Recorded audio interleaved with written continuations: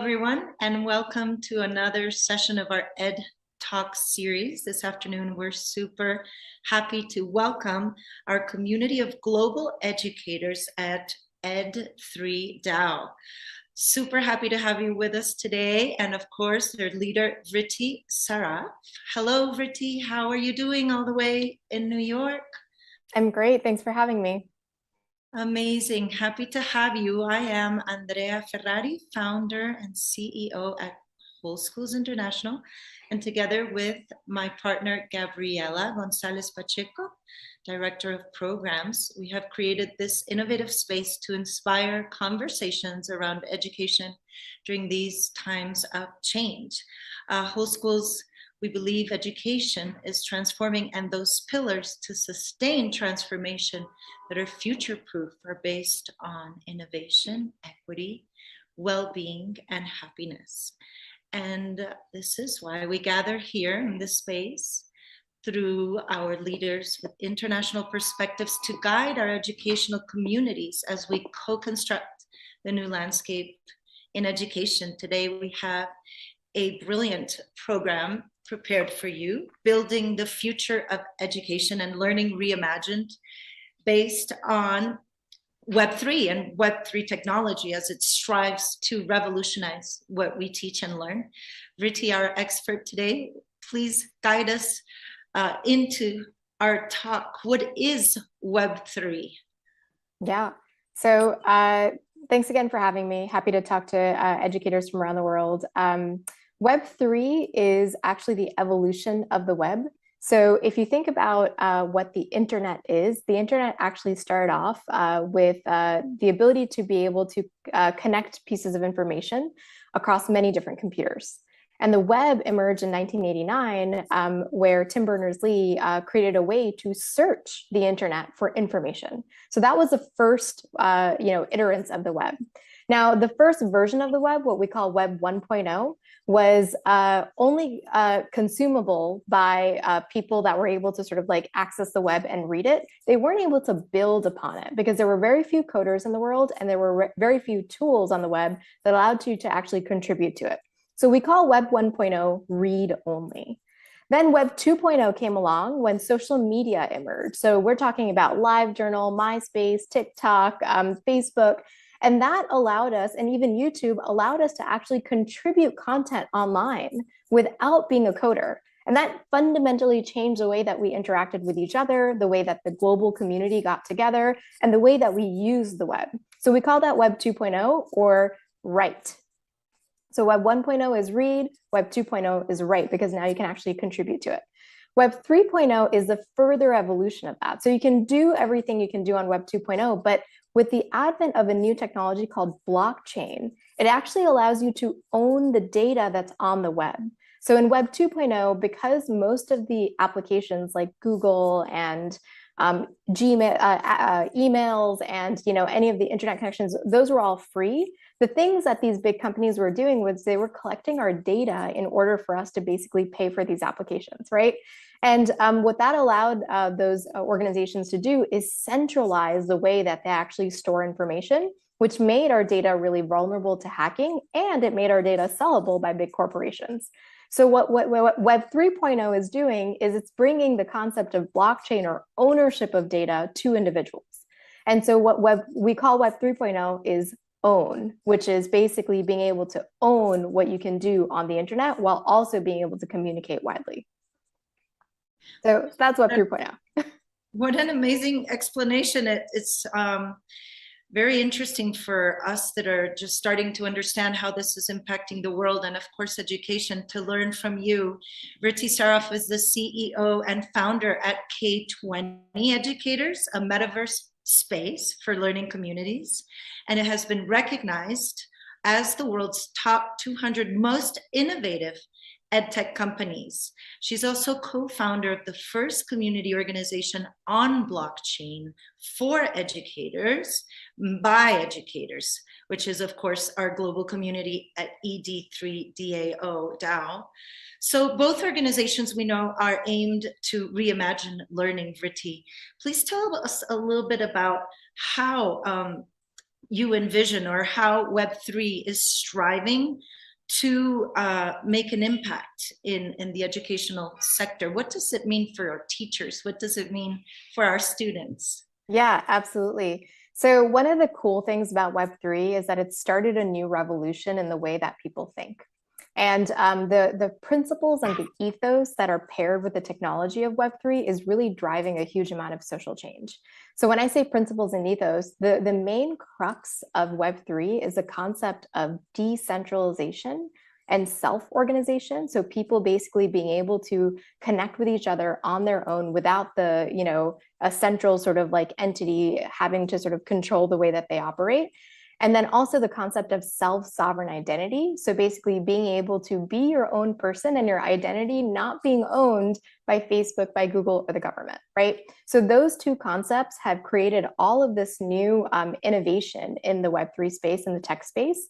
And Web3 actually, so blockchain actually has been used by organizations across many different industries for the last 10 years. So supply chain manufacturing has been using blockchain to track the way that their products and their produce are, going from farm to table. Fashion and retail has been using blockchain to create what we call non-fungible tokens to increase the way that people actually are incentivized to buy their products. And education is starting to use it too. And so one of the main use cases that education is starting to use is the concept of on-chain credentials. So the idea that what if you could put your transcript or any course or any class that you took starting with age 0 into a digital wallet that belonged to you and not the institution. So imagine you never had to call your high school bursar, your college bursar, or anyone ever again to actually get your credentials. And the magic of that is that those credentials living in your own digital wallet allows you to share them with whomever you want. To if you wanted to, sell your data to someone, you could do that. Nobody else would be able to sort of do that for you. And you could apply to, let's say, employers or universities with the portfolio that you have in your on-chain credential without having to, again, call your institution. Now, the bigger magic of it is the ongoing learning, right? So right now, when you are in schooling, you get a report card or a transcript for, grade school and then high school and then college, and then it ends there.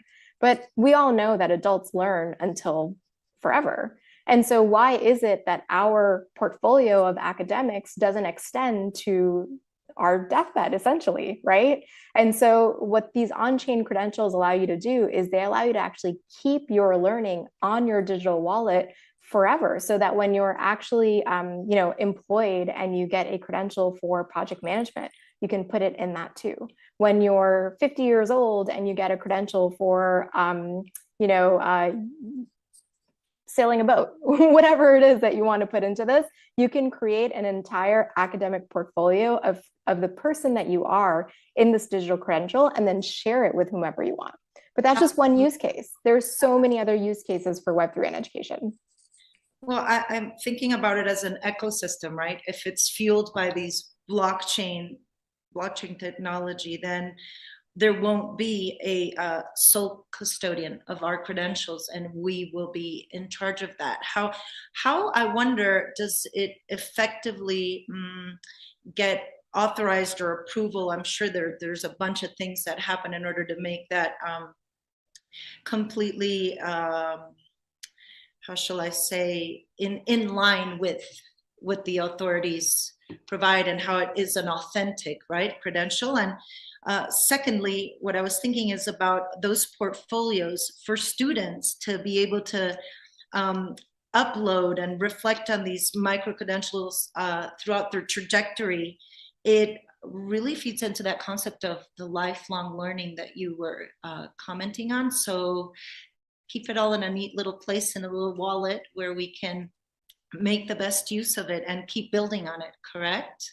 Yeah, that's exactly right. And so digital learning passport of sorts. Yeah, exactly. I love that. A digital learning passport, right?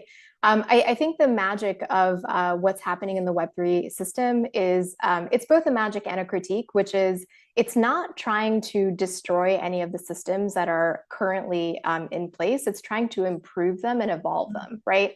So when you say like, how do the authorities actually verify whether a credential is, accurate or not? This system doesn't necessarily say, well, you don't have to get a credential from Google or from MIT or from any of those sort of like major verifiers of information. You actually are still, referring to course providers and to school providers and things like that to get your credentials, right? The difference is that now you can actually unbundle your learning, which means that you no longer have to go to MIT for 4 years. You can actually take a class there, take a class at your community college, take a class in Columbia, take a class in Stanford, and take a class in Google, and create your own academic portfolio and your own graduate program, essentially, right? And so the evolution of this, of course, is that we wouldn't have centralized universities that are sort of forcing a degree upon us. But for now, the current evolution of it is that we can unbundle that learning and recognize what matters most to us and what our personal pathway is. And so that actually brings us to another principle of Web3, which is personalization and human-centered learning. And if we think about the way that education is evolving and the way that we want education to evolve, I don't think there's anyone on the planet that would say education shouldn't be personalized or human-centered. And that's really what Web3 is also pushing for.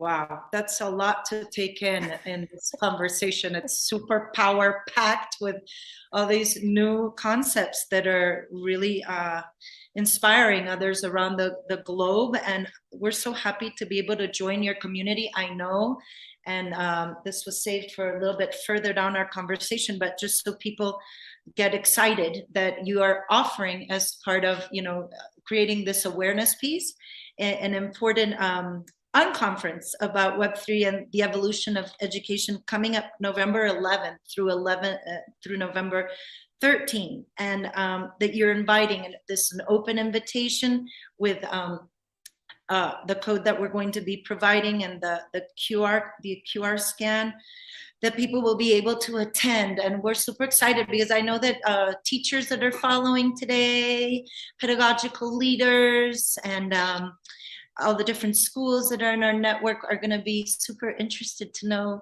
what are the first steps. And first steps, of course, is about learning more, right, Riti? So can you tell us a little bit about this conference and what will be the benefits of those in attendance? Yeah, for sure. So our thesis at the DAO is that we believe that educating educators is the best thing that we can do to move innovation forward.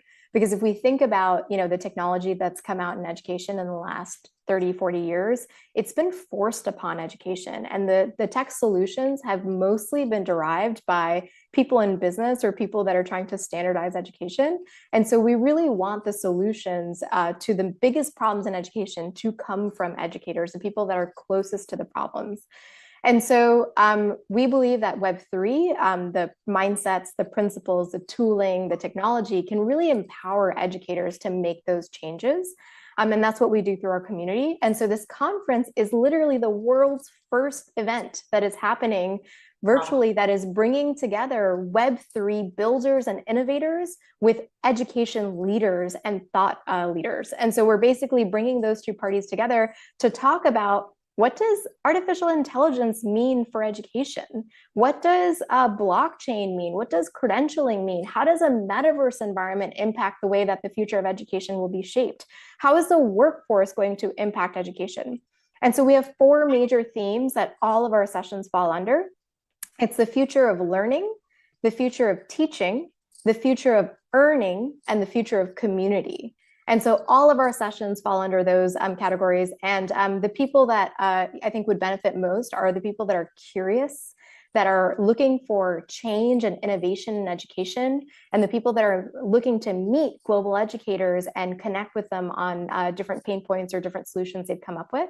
And it's for anyone at any understanding. So we do not expect anyone to understand what Web3 is or be able to define it. This is really the conference that will teach them that. And then for folks that do understand Web3 and are pretty deep into blockchain, this conference will also allow you to have really in-depth conversations with folks that are also building on the ground. One of my favorite parts about this conference, aside from the fact that there are leaders and founders and superintendents and things like that at the conference, we have educators that are in the classroom that are using Web3 in the classroom that are going to be showcasing what they're doing. And I think that is an unparalleled sort of experience to have, and probably the most important for people that are on the ground. Wow. Again, mind blowing. Go ahead, Abby. You had a comment. I think you're in mute, dear. We can't hear you.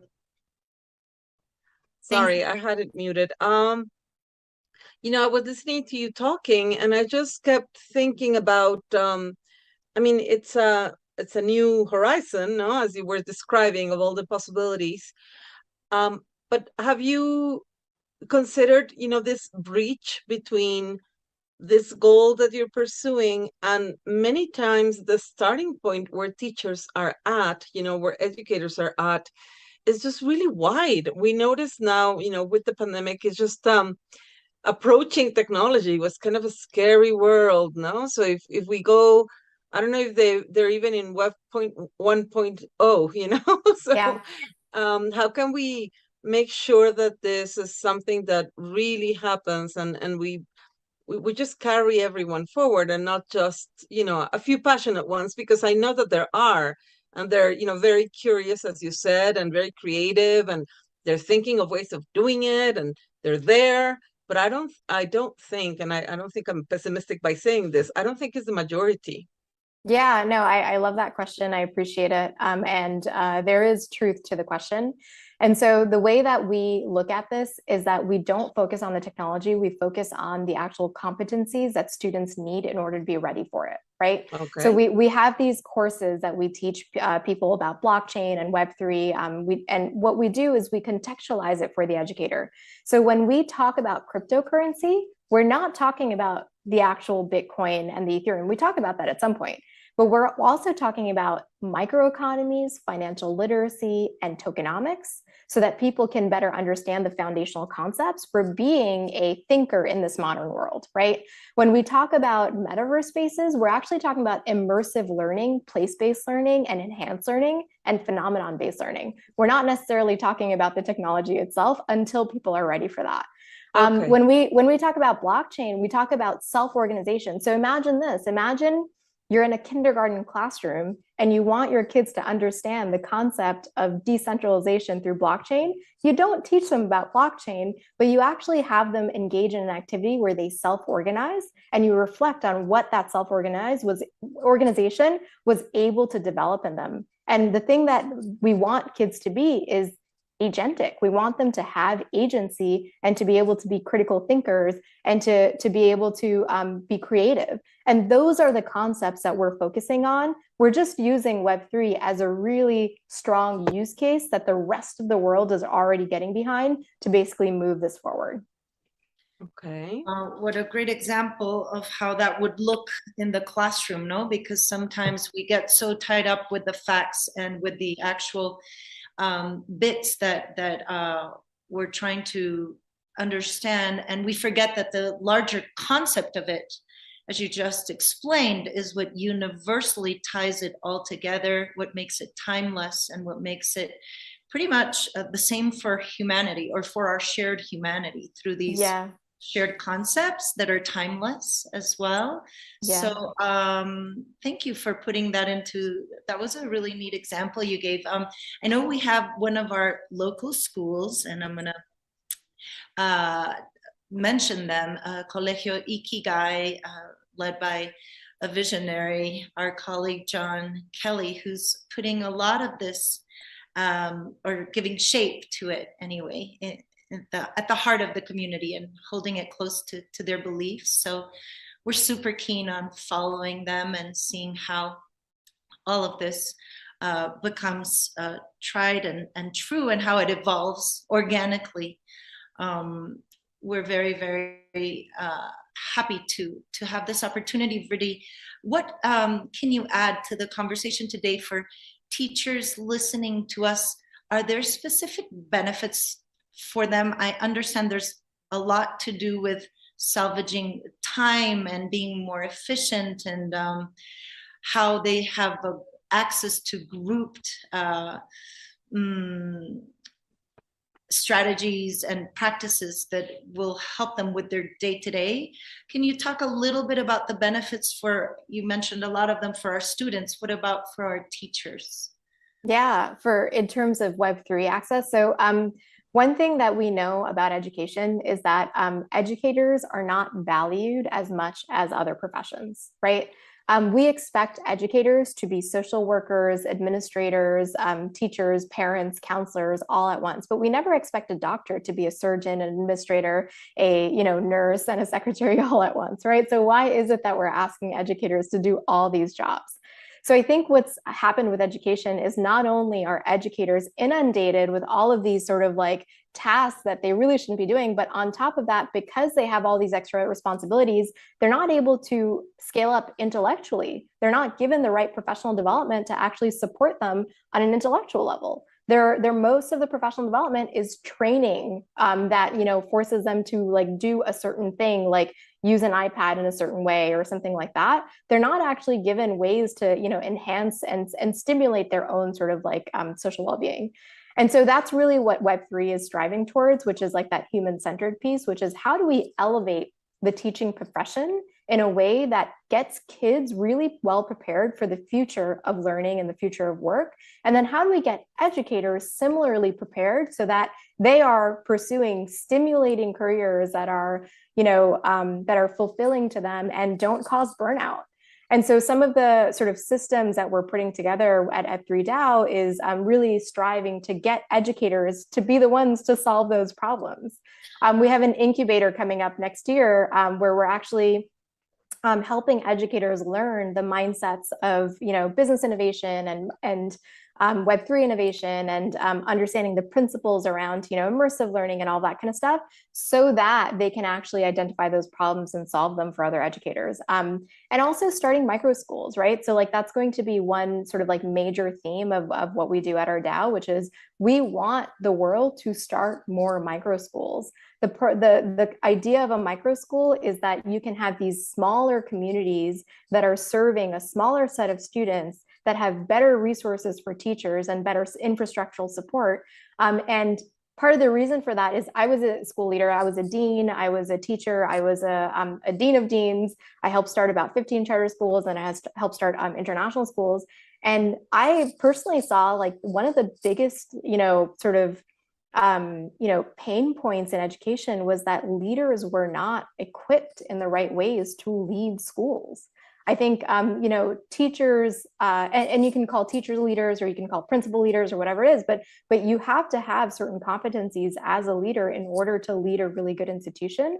And I worked at charter schools for a long time, and I saw in the United States, there were all of the charter schools that were all started with really good intentions, but most of them failed because they did not have good leadership, right? And the ones that thrived had really amazing leadership. And so like that's one of the things that we think we can do, which is we can create really great leaders to start these micro schools and start smaller sort of organizations that are manageable, because sometimes like massive institutions are also not manageable. It's really hard to be a leader in those kind of situations. Mm-hmm, mm-hmm. Yeah, I love that concept of micro schools because one of the things that we are concerned and we talked about is just making education, quality education, reachable for anyone. Mm-hmm. So that there's no, because sometimes it's just well, if you have the economic means, then you can buy a quality experience, supposedly, but and I'll even put that into like quotes, because how do we define, which is one of the things that we're going to be discussing in our event that is coming up in March. We have an annual event where we talk about educational excellence. And what does that mean? I mean, how do you translate educational excellence in the reality of preparing kids for a different a future that is changing constantly? But I think I love that idea if it really translates to making quality education accessible to anyone, no, as long as you have access to a computer, no, or Yeah. some sort of internet, then you are able to just be the one who's the motor, responsible for your personal growth, for your knowledge, for all these experiences that we all need in order to have very successful and meaningful lives, no, which is what we want. Yeah, no, that's definitely on point. I think the reality of today's world is that we are moving towards that unbundled quality education that you're talking about, which is I can access really great content on Khan Academy, or I can access really great content from a provider that's, living in the United States while I'm in India. But we haven't yet perfected those systems yet. We haven't perfected cohort-based learning. We haven't perfected online learning. We haven't perfected credentialing and sort of like the standardization of like what quality means for a credential. Like I could take a course, on Coursera that is an hour long and get a certificate, and take the same topic course on Udemy for two weeks and get the same certificate. And how will an employer know which one is better and which one's worse, right? So that sort of like standardization of quality is definitely something that like needs to be worked on. And the thing that I really like about Web3 is not necessarily that we're talking about anything different. We've been talking about these things, concept of decentralization, unbundling, all that kind of stuff for years. But what Web3 allows us to do is create the infrastructure and the movement to be able to solve those problems. And so we can sort of almost use it as an excuse to like put attention on the things that we think should be the future of education. Okay. Well, that's inspiring to think about the future of education, and you building it now. We're all in the present so concerned with how better prepare the students, better prepare the teachers, better prepare our schools for the future. But the future starts today, right? And we're so thankful to have this opportunity to learn more from you, Vritti, and this invitation to your conference, as well as piggybacking onto our own annual event. Will definitely shed some light into those ideas of what educational excellence should look like, and what we need to strive for. Vritti, as closing remarks, we're at 3 minutes toward the end of our program today. Is there something that you'd like to recap on? What is the implication of Web3 for the world, for the larger world, and what can we keep in mind, and what should we not lose sight of? Yeah. So I'll say a few things. One, the future is human. No matter how much technology that comes out, AI, whatever we're talking about, we need to make sure that everything that we do is human centric, and that definitely applies to education, and that's sort of like where we're headed.